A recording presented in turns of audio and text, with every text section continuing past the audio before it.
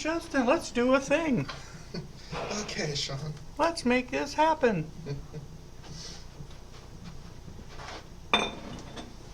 We now have a mildly more professional looking setup. Did it. Yay! Steps. So, greetings. Yeah, hello, everybody. Welcome to Everything Music TV.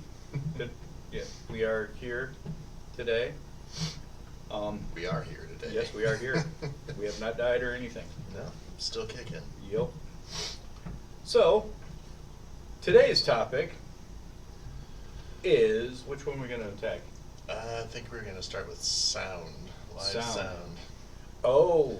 Live performances, sound engineers, sort of the do's and don'ts, and the pitfalls, how to avoid them, hopefully how to fix them. Or to be prepared in case of them. Yeah, or just suck it up and deal with what you've got. That's kind of about, unless you have preemptive measures, that's pretty much about your only option. Yeah, just and roll the dice, kind of see what happens. Because myself personally, I was a sound guy for, let's say, 12 years. And I was pretty good at it. I had very few complaints. Mm-hmm. Most of my complaints were because the artists themselves had no idea what they were doing. All right. But yeah, in the recent past, our band. Hang on, let's go back to the beginning real quick. What were you running with when you were engineering? Like equipment-wise? Yeah, it's like nothing specific, but like what kind of? Well, I had Mackie 24/8 board. I was running a cascade of 4 monitors, and I had about 4,000 watts out in front. Plus, I had the DMX controller for the lights that I ran with the sound because I did both of them. Mm-hmm. Yeah, I had effects on the effects rack. It's a bunch of stuff. Sweet. Yeah, the Mackie 24/8 board. I mean, it's old school, but boy, is it nice. So you were set up for indoor as well as like outdoor festival. Oh yeah, stuff. Yeah. I did a couple of outdoor festivals, some indoors. I used it for recording in the studio. I mean, that thing was a workhorse. But yeah, sound engineering really isn't as difficult as it's one of those kind of things where it's like they make it seem like it's way more complex than it really is. Mm-hmm. So being a shit sound guy is bad because it's not that difficult. I mean, yeah, as long as you can approach the board and kind of figure out what you're doing. Yeah, if you know your equipment, which if you're a sound guy you presumably should, it's real easy. I mean, once you learn one column, mm-hmm. all the rest are the same exact thing. Lather, rinse, and repeat. Yeah, and then the only other key element you need to have to run proper sound is to know what music sounds like. Right. I mean, if you have a general idea of how music is supposed to happen, then running sound is relatively easy. Mm-hmm. And like, for example, our band, those guys, we had the simplest sound you could ever have. Yeah. 4 DI boxes, 2 microphones. 2 mics. That's it. Not complicated at all. Nope. And last weekend we encountered a sound guy. I was worried at first because listening to the other bands and the way that he was running their sound, I was really worried. I was like, oh, this is one of those people. Yeah, some of the mixes were... He was... way off. How do I describe this? He was the guy that the only instrument in the music he wanted to hear apparently was drums for every band. Even if they didn't have drums in the band, somehow he wanted to create them by cranking the low ends and the bass way up. Yeah, he found a way to muffle everything. Yeah. And yeah, basically wash everything out with crash and ride cymbals. It was interesting. And the funny thing was you were talking to him. Oh, I probably had, I would say throughout the evening, I had probably almost 45 minutes worth of sound conversation with the guy. Yeah. And the way he was talking, he knew exactly what I was doing and how to set it all up and blah, blah, blah, blah, blah, blah, blah. And he was like the best sound guy in the area. Mm-hmm. But, yeah, not mentioning any names or venues because that's not our style, but No, but yeah. it was one of those things. After the fact, I'm thinking to myself, like, did they just pick him up off the street, or Right. you know, put an ad out on Craigslist and he was the first guy? yeah, because Kind of deal. we had played that same venue a couple of times and had amazing sound. Yeah, this was my first time there. I mean, wasn't expecting magnificence, but you know, Yeah, but this is so awful. that was not what was delivered. Yeah, and like, for example, like I play an electronic drum set live Yeah. because I just plug it into the DI, everything's all mixed. All that the sound guy has to do is make me louder, quieter, and put me into the monitors a little bit. Mm-hmm. So, what's dude do? My monitor was just me. Like literally screaming loud, me in the monitors. Yeah, it kept everything out. Yep. And then when I said, hey, I need everybody else in the monitor also, keyword being also, Yeah. he completely peeled me out of the monitors and I had just everything else. So screamingly loud I couldn't stand it. And then I was gone from monitors. The only sound that I had of my drums was what was bouncing off the back wall and hitting me. So thankfully I bring a pair of headphones, which is kind of one of the other points we were going to touch on, is the being prepared. It's like, okay, Yeah. I have my own drum monitor, basically. Yeah, when things get too crazy, you can put that on and But actually yeah, hear yourself in whatever mix is happening. right.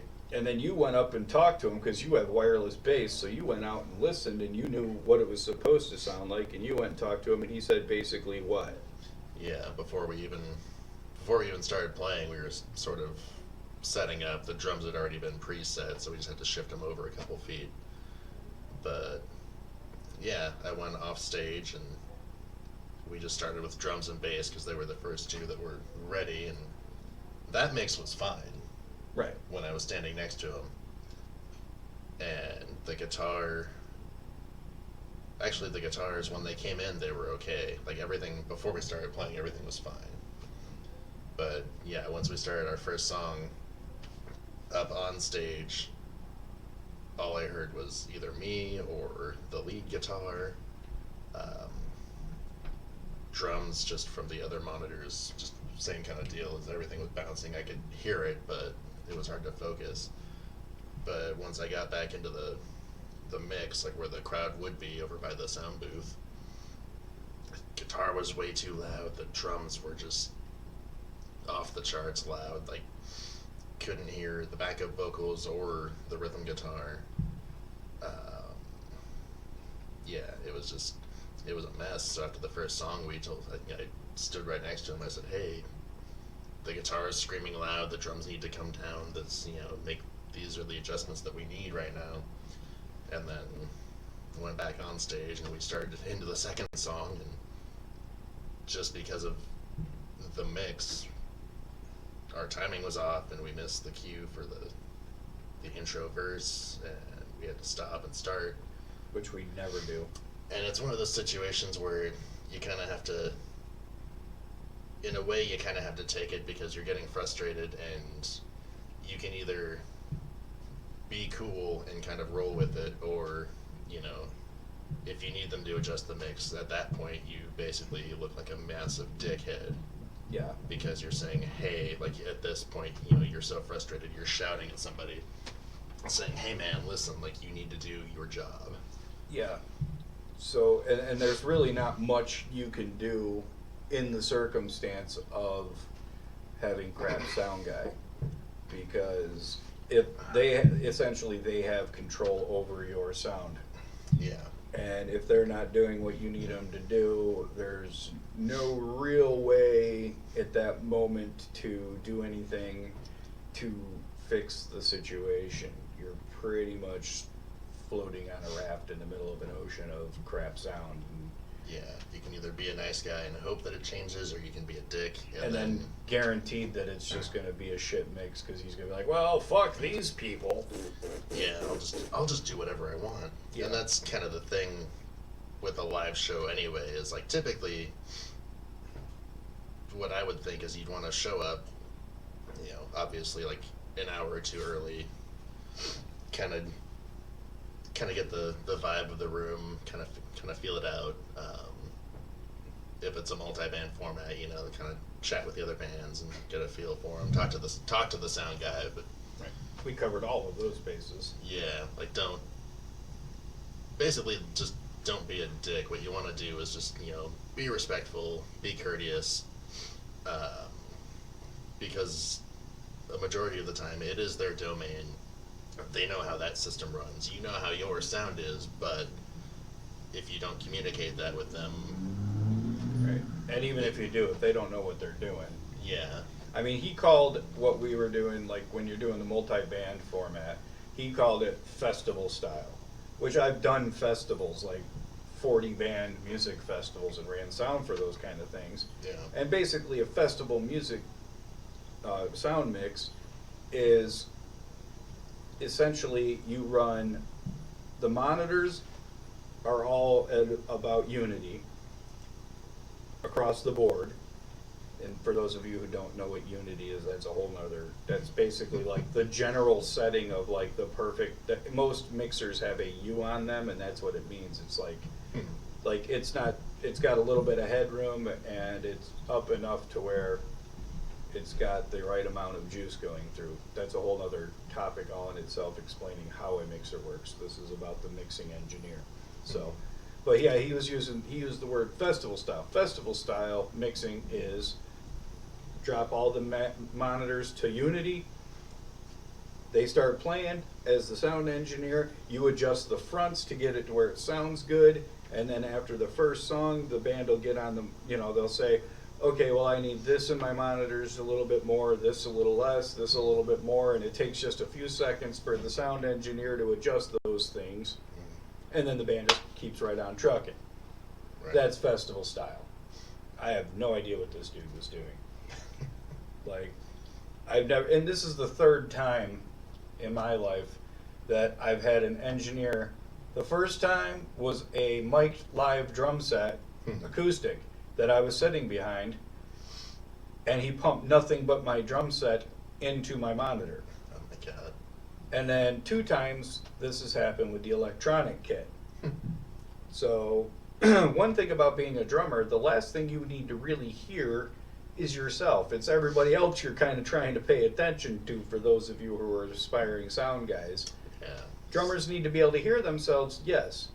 Electronic drums, they need to be pretty much whatever the front mix is what the drummer needs to hear, because the drummer's weaving in and out of the mix a lot.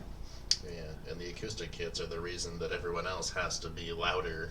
Right. Guitar amps, bass amps, like you don't have to crank them, but Yeah, that's Yeah. without me. With me using an electronic kit, nobody in the band requires an amp. We just plug right in. And so now we're going to implement, because like I say, I've been a sound guy for 15 years. And what we're going to do is we're basically taking our board to every show, and instead of setting up guitar amps and bass amps and all that other stuff, we're just plugging in our mixer and just dropping the main outs to the sound guy and saying, here's the mix, make it louder out front. We can control our own monitors. We'll have to give them a monitor feed or bring our own monitors, depending on whatever. But yeah, we aren't going to keep taking those chances of having that bad of sound, because we rarely screw up, and we fell on our face because we couldn't hear anything. yeah, I mean, I played the whole first song just guessing yeah. by what was going on, because, like, I mean, I got this big old speaker box pushing me in my ear, so I couldn't hear anything else. So I'm just guessing where we were at, Yeah, and it was frustrating. It was. super frustrating. and that first song, because of that, we ended up playing it about, I don't know, 10, 20 BPM slower, roughly. Right. It was more of a casual feel than Yeah. the sort of like standard kind of rock tempo that we're Yeah, and moderate, whatever you want to call it. I was just going by every once in a while. I heard a note, and I'm like, "Where are we by that note?" Yeah. Okay, I'm in the wrong place. Crap. Right. So, yeah. I mean, these things happen. I mean, the one thing you, as a musician, you shouldn't do is freak out and throw a temper tantrum in the middle of the venue, because that makes you look really unprofessional. Just kind of ride it out, do the best you can, and then just chalk it up as a loss. Yeah, don't ever freak out or start yelling at people or. Yeah, because then you get labeled as that band, Yeah. that, the sound guy. Because we've had Oh, a million they're- great sound guys. Yeah, it's one of those situations where, oh, their drummer or oh, their bassist or vocalist just walked off stage and Yeah. you know, in a fit or whatever. Yep, just tough it out. And then the one thing that always kills me, especially being a bass player, is the bass EQ on the bass is always way too high. It turns into what I kind of refer to as like the drum and bass show, where it's just Right. and all you hear is a ride or a crash cymbal, something like that. Yeah, well, at least this time it was the exact opposite. Right? I was way louder than everything. Yeah. So kudos on that. Right. But that's another thing with if you have amps, you gotta check the EQ, because it's not gonna be the same settings that work for you in your practice space that they do in a different setting. Right. You have to take into consideration the size of the room. Is it a bare, cement floor, linoleum? Like, there are all these things to consider. How is the sound working in the room? Which is another reason why having a wireless system helps, because sure, it's fun to go dance out in the crowd and play around and interact with people. That part's great. People love that. But the main focus, at least for me when I'm out there, is I'll go out, usually about 5-6 feet from the stage, something like that. I'll hear how it sounds. I'll move back further and I'll walk the room. And it looks like I'm just playing casually. I'm like, oh, this, like, whatever I'm doing, like, oh, this is nothing. I'm just having a good time. I'm listening and I'm watching. So that way, in instances like this, I could go to the sound guy, or if we're running our own sound or whatever the case may be, we can say, hey, Report back. adjust this. Yeah. So reconnaissance kind of deal. Right, right. It's So- not just we're sending our sexy bass player out to mingle with the people. Right. But yeah, I mean, like, that's the whole key to having a bad sound guy, is just don't throw your ass. No matter how much you want to, because believe you me, everybody in our band this last weekend was about Oh, yeah. ready to start throwing instruments at each other, and Yeah, the guy and everybody else, and it was, We were ready. It was getting to that point where, yep, because we were frustrated at one thing, it was making us start to turn on each other, which yeah, don't let that happen. don't ever let that happen. Like, you can't control the fact that the sound, and the people out in the audience, because people told us that, they heard people say, I think they're really good, but I can't hear anything because the Yeah. drums are too loud. So people recognize when the sound guy sucks, because you have no control over it. So it's like the people they're like, I think they're really good, but we can't really hear anything other than drums. Right. And it's like, that's not our fault. Go listen to us on YouTube. We have some amazing recordings from other sound guys there, type of thing. But Yeah, and then on the flip side of the wireless thing, if you don't have a wireless system and you're on stage with everybody, and if the mix sounds weird up there, during a break after like probably the first set, start talking to people. Like, just ask them. Say, hey, like, did anything sound off? How are the levels? Like, what would you change? That kind of thing. right. And kind of go from there.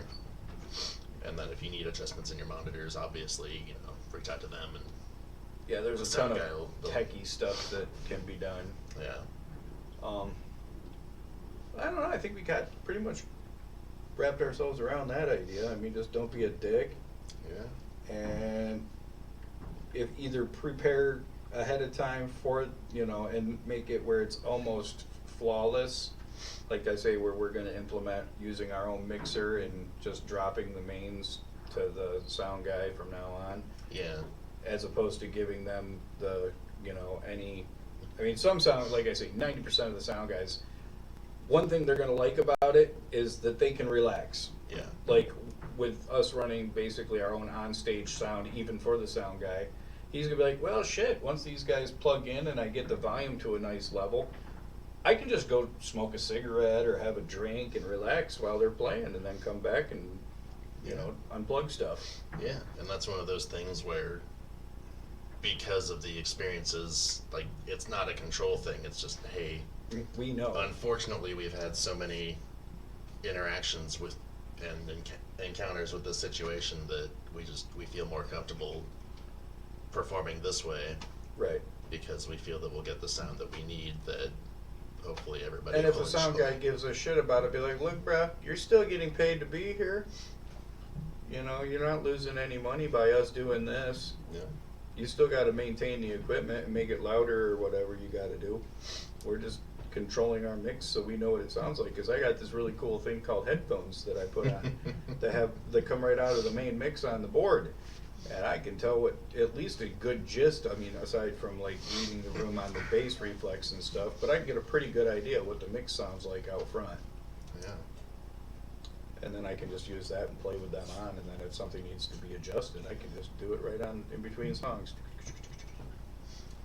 And it's that easy. Yep. At least we make it sound that way. Right. But It just takes a lot of time, and yeah, knowing your craft, knowing your instruments. yeah. Another good point for sound guy, well, for bands to make sound guys not want to choke them and make them sound like shit. Keep your volumes on your amps down from a sound guy.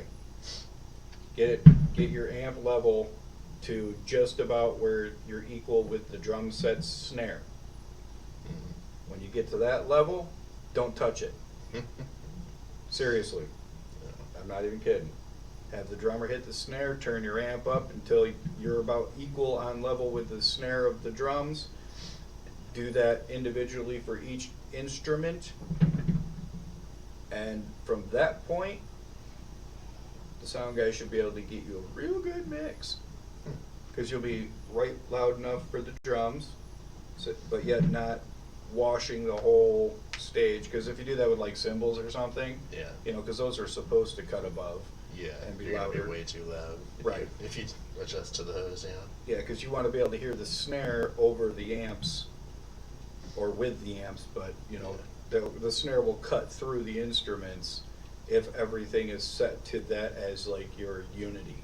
You'll keep hearing me use the word unity, but if your snare is your unity, that will do that for you if you bring your levels up. Pro tip, right there. Bring your levels up to your snare on your drum set if you have an acoustic kit, and everybody will be happy. Sound guy, the band, you'll have a better sound too. Like on stage, your stage sound will be a lot better because you won't be struggling to hear things. Because an acoustic drum set is theoretically the loudest thing on a stage, Yeah. and that's what amps are for, is to bring the level of your instruments up louder than said drum kit. So it's your snare that you go by. So just have your drummer tap their snare, turn your volume up until you can still hear the snare, but it's a nice blend. Move on to the next instrument. And don't do them all at the same time. Yeah, God, don't do them all at the same time. Right. Do them one at a time. Guitar, bass, vocals, keyboard, whatever. Do them all individually until you get everything up to that level, and then play it. It might be a little weird at first because you're probably used to like your guitar player being screamingly loud and your bassist like, washing the whole room with this amazing bass tone of his or whatever. But yeah, you want a good, clean, like almost album quality mix, because when you mix, for a recording, you kind of do similar stuff. You bring the instruments to about where the snare hits. So, I didn't know that, actually. Yeah, I learned something today. pro tip. I don't know if I'd classify myself as a pro, but it's a thing I've done a lot of. I guess you are pro if you got paid to do it, so I've gotten paid to do it a bunch. So, Yeah. But, so that, judging by how much crap we've talked, that should be just about our 10 minutes that we want to utilize for our YouTubes. Yeah, if not more. Right. So as we've said before, we're going to get going with this. We're going to start doing more videos. The more videos we do, we get better gear. You know, all these things can happen.